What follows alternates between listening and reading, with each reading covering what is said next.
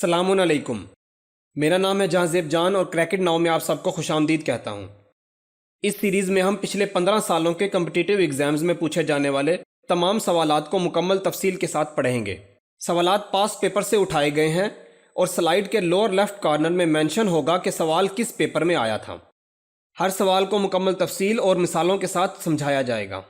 اس کے ساتھ ساتھ سوال میں اگر کوئی مشکل لفظ یا اصطلاح آتی ہے تو اسے بھی ڈسکس کریں گے تاکہ سوال سمجھنے میں آسانی ہو۔ تو چلیں مزید وقت ضائع کیے بغیر لیکچر شروع کرتے ہیں۔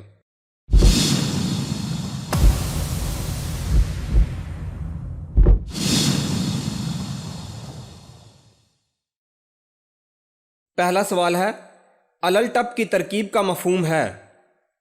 سوچ بچار کے بعد، بے سوچے سمجھے، راز کی بات، زبان خلق۔ صحیح جواب ہے بے سوچے سمجھے۔ پہلے ہم دیکھتے ہیں کہ ترکیب کسے کہتے ہیں۔ ادبی اصطلاح میں جب دو الفاظ کو جوڑ کر ایک بنایا جائے تو اسے ترکیب یا مرکب کہا جائے گا، مثلا شیش محل، پن چکی، ڈاک گھر وغیرہ۔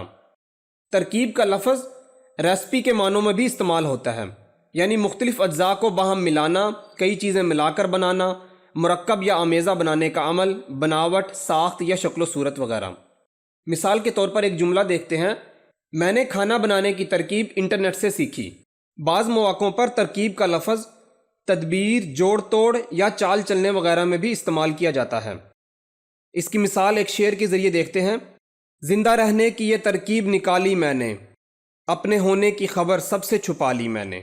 اب دیکھتے ہیں کہ الل ٹپ یا الل ٹپو کا کیا مطلب ہے۔ اس کا مطلب ہے ناسمجھی کی بات، بے تکی بات یا بے سوچے سمجھے۔ مثال کے طور پر ایک جملہ دیکھتے ہیں، یہ بات یاد رکھ کہ اللہ تعالیٰ کوئی کام الل ٹپ نہیں کرتا، وہ تمام حالات کو ان کے نیک و بد کا لحاظ رکھ کر پیدا فرماتا ہے۔ دوسرا سوال ہے، حرف آنا اس محاورے کا مفہوم ہے؟ فکر ہونا، الزام آنا، سیکھنا، پڑھنا شروع کرنا۔ صحیح جواب ہے الزام آنا۔ پہلے دیکھتے ہیں محاورہ کسے کہتے ہیں۔ محاورہ لغت میں بول چال اور بات چیت کو کہتے ہیں، لیکن اصطلاح میں یہ اس خاص بول چال کا نام ہے جس میں الفاظ اپنے حقیقی معنوں میں استعمال نہ ہوتے ہوں۔ مثال کے طور پر روٹی کھائی اور قسم کھائی کو لیجئے۔ پہلے جملے میں کھانا حقیقی معنوں میں استعمال ہوا ہے، لیکن دوسرے جملے میں ایسا نہیں ہوا، پس دوسرا جملہ محاورہ کہلائے گا۔ یاد رہے محاورے کے الفاظ کو تبدیل نہیں کیا جا سکتا، جس شکل و ترکیب میں وہ مشہور ہوئے ہیں انہی میں ان کو استعمال کیا جائے گا۔ حرف آنے کا محاورہ عزت پر سوال اٹھنا یا بدنامی ہونے کے معنوں میں استعمال ہوتا ہے۔ مثال کے طور پر ایک جملہ دیکھتے ہیں، ایسا کوئی کام نہ کرو جس سے تمہاری عزت پر حرف آئے۔ تیسرا سوال ہے، یہ مشہور شعر کس کا ہے؟ میں کس کے ہاتھ پہ اپنا لہو تلاش کروں، تمام شہر نے پہنے ہوئے ہیں دستانے۔ مصطفیٰ زیدی، غالب، پروین شاکر، احمد ندیم قاسمی۔ صحیح جواب ہے مصطفیٰ زیدی۔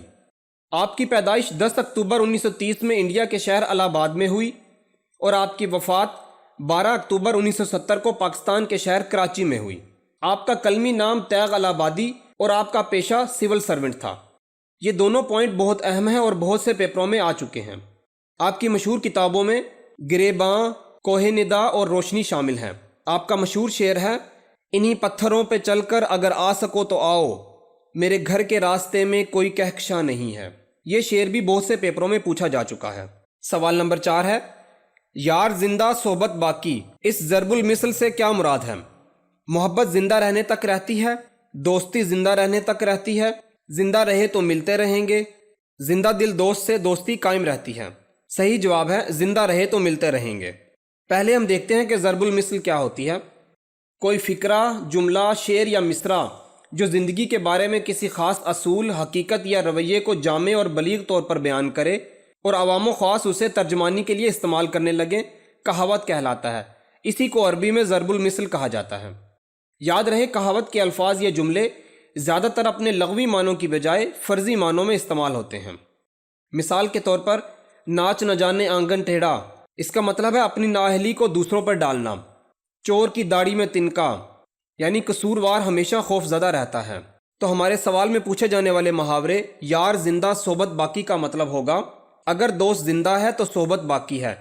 بالعموم کسی صحبت یا جلسے کے اختتام پر یہ کہا جاتا ہے اور اس سے مراد ہوتی ہے کہ زندگی رہی تو پھر ملاقات ہوگی۔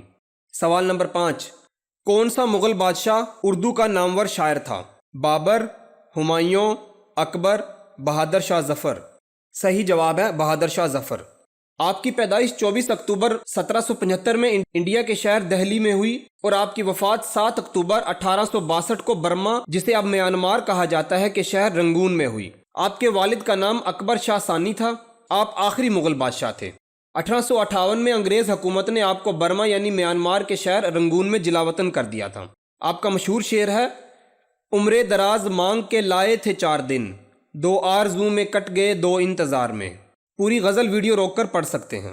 سوال نمبر 6، لفظ اردو کا لغوی معنی ہے لشکر، بولی، ادب، زبان؟ صحیح جواب ہے لشکر۔ لفظ اردو بذات خود ترک زبان کے لفظ اردو یعنی لشکر، فوج یا اوردہ سے نکلا ہے۔ اسی مناسبت سے اردو کو لشکری زبان بھی کہا جاتا ہے۔ اردو میں ہندی، فارسی، ترکی، پنجابی، انگریزی، مراٹھی اور عربی زبان کے الفاظ شامل ہیں۔ سوال نمبر 7، پاکستان کے کس شاعر کو روس کی طرف سے لینن ایوارڈ سے نوازا گیا؟ حفیظ جلندری، حبیب جالب، علامہ اقبال، فیض احمد فیض؟ صحیح جواب ہے فیض احمد فیض۔ آپ کی پیدائش 13 فروری 1911 کو پاکستان کے شہر سیالکوٹ میں ہوئی اور آپ کی وفات 20 نومبر 1984 کو پاکستان کے شہر لاہور میں ہوئی۔ آپ کے مشہور مجموعوں میں نقش فریادی، دست صبا، زندان نامہ، وادی سینا اور کلیات میں نسخہ ہے وفا شامل ہیں۔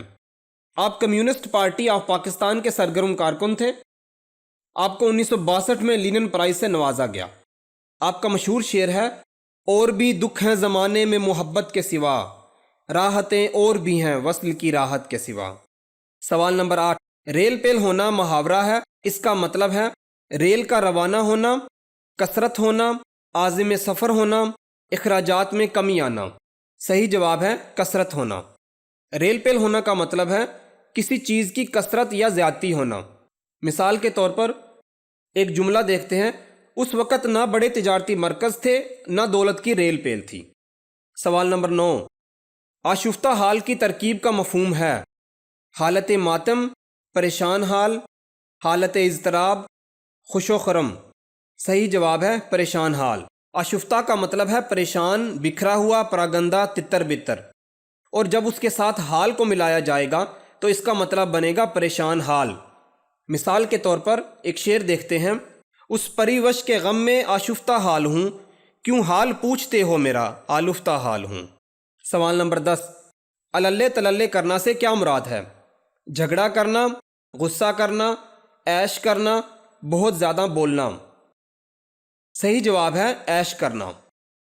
اللے تللے کا مطلب ہے بخوبی خرچ کر کے مزے اڑانا، خوب روپیہ پیسہ اڑانا، بے دریغ صرف کرنا، موجیں اڑانا۔ مثال کے طور پر ایک جملہ دیکھتے ہیں، حکمرانوں کے اللے تللے ملک کو اس نہج پر لے آئے کہ عنقریب دیوالیہ ہونے کو ہے۔ سوال نمبر 11، فرہنگ آصفیہ کس نے مرتب کی؟ ڈپٹی نذیر احمد، رام بابو سکسینہ، سید احمد دہلوی، مولوی چراغ علی؟ صحیح جواب ہے سید احمد دہلوی۔ آپ کی پیدائش 8 جنوری 1846 کو انڈیا کے شہر دہلی میں ہوئی اور آپ کی وفات 11 مئی 1918 کو دلی میں ہوئی۔ فرہنگ آصفیہ اردو کی معروف ترین اور پہلی باقاعدہ مکمل لغت ہے۔ اس عظیم الشان لغت کی پہلی 2 جلدیں 1888 میں، تیسری جلد 1898، جبکہ چوتھی اور آخری جلد 1902 میں شائع ہوئی۔ سوال نمبر 12، حرف گیری کرنا، اعتراض کرنا، بحث کرنا، خیریت معلوم کرنا، تعریف کرنا؟ صحیح جواب ہے اعتراض کرنا۔ حرف گیری کرنے کا مطلب ہوتا ہے عیب نکالنا، نکتہ چینی کرنا، یعنی اعتراض کرنا۔ مثال کے طور پر حمیدہ شاہین کے ناول جنگل سے ایک جملہ دیکھتے ہیں، شیر کی اپنی خدائی، ریچھ کے اپنے ضوابط، بھیڑیے کا اپنا ہی قانون، ان پر حرف گیری کا کسی کو حق نہیں، مچھروں کو حکم ہے وہ اپنی بھیں بھیں سے غرض رکھا کریں۔ سوال نمبر 13، بلبل ہند کس شاعر کو کہا جاتا ہے؟ حسرت موہانی، مرزا داغ دہلوی، اکبر الہآبادی، ولی دکنی؟ صحیح جواب ہے مرزا داغ دہلوی۔ آپ 25 مئی 1831 کو انڈیا کے شہر دلی میں پیدا ہوئے اور 17 مارچ 1905 کو انڈیا کے شہر حیدرآباد میں وفات پائی۔ آپ کے شاگردوں میں علامہ اقبال، جگر مراد آبادی، سماب اکبر آبادی اور احسن مار ہروی جیسے معروف شاعر شامل ہیں۔ آپ کا مشہور شعر ہے، خاطر سے یا لحاظ سے میں مان تو گیا، جھوٹی قسم سے آپ کا ایمان تو گیا۔ سوال نمبر 14، مادر ملت قواعد کی روح سے کیا ہے؟ عرف، تخلص، لقب، خطاب۔ صحیح جواب ہے لقب۔ پہلے لقب پر سرسری نظر ڈالتے ہیں۔ وہ خاص نام جو کسی خاص خوبی کی وجہ سے مشہور ہو جائے اسے لقب کہتے ہیں۔ بنیادی طور پر لقب کی دو اقسام ہیں، لقب مدح یعنی ایسا لقب جو کسی کی تعریف یا بڑائی میں دیا جائے، مثلا قائد اعظم، شاعر مشرق، حکیم الامت۔ دوسرا ہے لقب ذم یعنی ایسا لقب جو کسی کی تذلیل کرنے یا تنقید کرنے کے لیے دیا جائے، مثلا ابو لہب، ابو جہل وغیرہ۔ سوال نمبر 15، صنف نظم رباعی کتنے شعروں پر مشتمل ہوتی ہے؟ 2، 4، 6، تعداد پر پابندی نہیں۔ درست جواب ہے 4۔ پہلے دیکھتے ہیں کہ رباعی کیا ہے۔ رباعی عربی زبان کا لفظ ہے جس کے معنی 4 کے ہیں۔ شاعرانہ مضمون میں رباعی اس صنف کا نام ہے جس میں 4 مصروں میں ایک مکمل مضمون ادا کیا جاتا ہے۔ پہلے، دوسرے اور چوتھے مصرے میں قافیہ ہونا لازمی ہے، تیسرے مصرے میں اگر قافیہ لایا جائے تو کوئی عیب نہیں۔ مثال کے طور پر جوش ملی آبادی کی ایک رباعی پیش کرتا ہوں۔ کیا صرف مسلمان کے پیارے ہیں حسین، چرغ نوئے فلک کے تارے ہیں حسین، انسان کو بیدار تو ہو لینے دو، ہر قوم پکارے گی ہمارے ہیں حسین۔ سوال نمبر 16، غزل در غزل سے کیا مراد ہے؟ بغیر مقطع کے غزل، طویل بحر کی غزل، سنگلاخ زمین میں غزل، اسی ردیف قافیہ میں مزید غزل۔ درست جواب ہے اسی ردیف قافیہ میں مزید غزل۔ غزل در غزل کا مفہوم ہے ایک غزل کے بعد اسی زمین میں دوسری غزل کہنا۔ اب یہاں سوال اٹھتا ہے کہ زمین سے کیا مراد ہے؟ ادبیات کی روح سے زمین دراصل کسی بھی شعری تخلیق میں قافیہ، ردیف اور بحر کے باہم اشتراک سے ترتیب پاتی ہے۔ غزل در غزل کی ایک مثال پیش خدمت ہے جس میں فیض احمد فیض اور احمد فراز نے ایک ہی زمین پر غزل لکھی۔ زمین کی تعریف کرتے ہوئے ردیف، قافیہ اور بحر کے نام سامنے آئے ہیں، چلے ان پر بھی سرسری نظر ڈال لیتے ہیں۔ ردیف، شعری اصطلاح میں ردیف سے مراد وہ لفظ یا الفاظ کا مجموعہ ہے جو قافیے کے بعد بار بار آئیں اور بالکل یکساں ہوں۔ ردیف کا ہر مصرے میں ہونا لازمی نہیں، عام طور پر یہ غزل کے اشعار میں مصرع ثانیہ میں دہرائے جاتے ہیں۔ مثال کے طور پر جذبہ شوق کدھر کو لیے جاتا ہے مجھے، پردہ راز سے کیا تم نے پکارا ہے مجھے۔ اس شعر میں لفظ ہے مجھے ردیف ہے کیونکہ یہ قافیہ کے بعد دہرایا جا رہا ہے اور تبدیل نہیں ہو رہا۔ قافیہ، اصطلاح میں قافیہ حروف اور حرکات کے اس مجموعے کو کہتے ہیں جس کی تکرار مختلف الفاظ کے ساتھ شعر کے آخر یا ردیف سے پہلے آئے، جیسے دمن، چمن، زمن یا دل، محفل، قاتل وغیرہ الفاظ کو ہم قافیہ کہیں گے۔ مثال کے طور پر رسم دنیا نبھا گیا وہ بھی، 4 آنسو بہا گیا وہ بھی۔ اس شعر میں نبھا اور بہا قافیہ ہیں اور گیا وہ بھی ردیف ہوگا۔ بحر، عروضی ارکان کے تکرار سے اشعار کے لیے جو وزن حاصل کیا جاتا ہے اسے بحر کہتے ہیں۔ مثلا مفاعلاتن ایک رکن ہے، اگر اسے 4، 6 یا 8 دفعہ دہرایا جائے گا تو اس سے جو وزن حاصل ہوگا اسے بحر کہیں گے۔ مثال کے طور پر مفاعلاتن کو 4 مرتبہ دہرانے سے ایک بحر بنی۔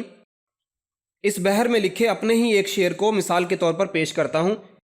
کسی کے جانے کے بعد بھی گر وہ شخص یادوں میں رہ گیا ہو، اگر محبت اسے ہیں کہتے تو ہاں مجھے بھی یہ ہو گئی ہے۔ سوال نمبر 17، اصغری اور اکبری کس ناول کے 2 مشہور کردار ہیں؟ طوطا کہانی، آگ کا دریا، میرات العروس، راجہ گدھ۔ صحیح جواب ہے میرات العروس۔ میرات العروس ڈپٹی نذیر احمد کا پہلا اردو ناول ہے۔ اس کے ساتھ ساتھ میرات العروس اردو زبان کا بھی پہلا ناول ہے۔ یہ ناول 1869 میں لکھا گیا۔ ڈپٹی نذیر احمد 6 دسمبر 1836 کو انڈیا کی ریاست اتر پردیش میں پیدا ہوئے اور آپ کی وفات 3 مئی 1912 کو انڈیا کے شہر دہلی میں ہوئی۔ آپ کی مشہور تصانیف میں میرات العروس، توبۃ النصوح اور بنات الناس شامل ہیں۔ آپ نے انڈین پینل کوڈ کا ترجمہ تعزیرات ہند کے نام سے کیا۔ اس سلائیڈ میں بیان کیا گیا ہر پوائنٹ کسی نہ کسی صورت میں ایگزام میں آ چکا ہے، تو کسی بھی معلومات کو فالتو سمجھ کر اگنور نہیں کرنا۔ یہ سب ایکسپلینیشنز بہت محنت کے ساتھ اکٹھی کی گئی ہیں، تو پلیز ان کو دھیان سے یاد کریے گا۔ سوال نمبر 18، کلئی کھل جانا کا کیا مطلب ہے؟ رنگ ضائع ہونا، قسمت خراب ہونا، پچھتاوا کرنا، بھید ظاہر ہونا۔ صحیح جواب ہے بھید ظاہر ہونا۔ بیسیکلی کلئی کا مطلب ہے رنگ۔ کلئی کھل جانا کا مطلب بنے گا رنگ کا اتر جانا یا رنگ کھل جانا۔ تو اس کے مزید معنی اس طرح بنیں گے: ملمہ اتر جانا، اصلی حالت دکھائی دینے لگنا، پوشیدہ عیب ظاہر ہونا، بھید کھل جانا۔ ہمارے سماج میں بات کو چھپانا اور دوسرے انداز میں پیش کرنا جس میں نمود و نمائش ہو اس کو ملمہ کاری کہا جاتا ہے۔ اسی کو کلئی کرنا سمجھ لیں۔ اسی لیے جب بات کھل جاتی ہے اور مکاری کا رویہ ظاہر ہو جاتا ہے تو اسے کلئی کھلنا کہتے ہیں۔ سوال نمبر 19، ان میں سے کون سا لفظ ٹھیک ہے؟ ناراضی، ناراضگی، ناراضگی، ناراضی۔ صحیح جواب ہے آپشن ڈی، ناراضی۔ ناراضی کا مطلب ہے ناخوشی، رنجش اور برہمی۔ ناراضگی بھی پڑھا اور لکھا جاتا ہے مگر زیادہ تر لغات کے مطابق یہ درست نہیں اور غلط العام ہے۔ اسی طرح حیرانی اور درستی کو بھی حیرانگی اور درستگی لکھنا فصیح نہیں۔ سوال نمبر 20، طفل مکتب کی ترکیب کا مفہوم ہے: تجربہ کار، نا تجربہ کار، پڑھا لکھا، فارغ التحصیل۔ صحیح جواب ہے نا تجربہ کار۔ طفل کہتے ہیں بچے کو اور مکتب کا مطلب ہے اسکول، تو طفل مکتب کی ترکیب کا مطلب بنے گا طالب علم۔ اس کی مثال ایک شعر کے ذریعے دیکھتے ہیں: ابھی تم طفل مکتب ہو، سنبھالو اپنے جوبن کو، یہ طوطے کچی فصلوں کا بڑا نقصان کرتے ہیں۔ سوال نمبر 21، کھسیانی بلی کھمبا نوچے، اس ضرب المثل سے کیا مراد ہے؟ غصہ کسی کا نکالنا کسی پر، پریشان آدمی کچھ بھی کر سکتا ہے، شرمندہ آدمی دوسروں پر غصہ نکالتا ہے، شرمندگی میں کچھ سمجھ نہ آنا۔ صحیح جواب ہے شرمندہ آدمی دوسروں پر غصہ نکالتا ہے۔ سوال نمبر 22، بیڑا اٹھانا کا کیا مطلب ہے؟ آسان تجویز پیش کرنا، مشکل کام سر انجام دینے کا ذمہ لینا، کشتی کو بحفاظت اتارنا، تینوں میں سے کوئی نہیں۔ درست جواب ہے مشکل کام سر انجام دینے کا ذمہ لینا۔ سوال نمبر 23، طرب کا لغوی معنی کیا ہے؟ خوشی، نغمہ، خاموشی، آواز۔ صحیح جواب ہے خوشی۔ سوال نمبر 24، مطلع کا لغوی معنی کیا ہے؟ ابتدا، طلوع ہونے کی جگہ، غروب ہونے کی جگہ، انتہا۔ درست جواب ہے طلوع ہونے کی جگہ۔